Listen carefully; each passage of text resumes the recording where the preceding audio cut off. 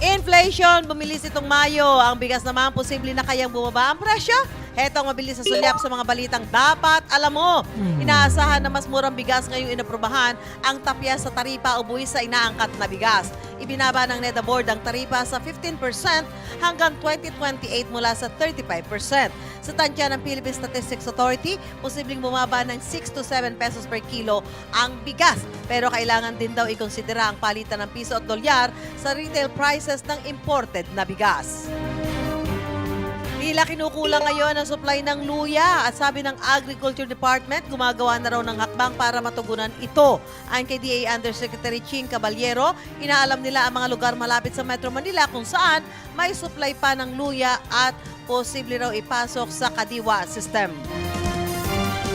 Mas bumili sa pagmahal ng mga bilihin ng serbisyo sa bansa nitong Mayo. Sa datos ng Philippine Statistics Authority, ang 3.9% na inflation rate nitong Mayo ay pinakamataas mula noong Nobyembre. Nagparangkada raw sa inflation ang mabilis na pagtaas ng gasto sa pabahay, tubig, kuryente at langis.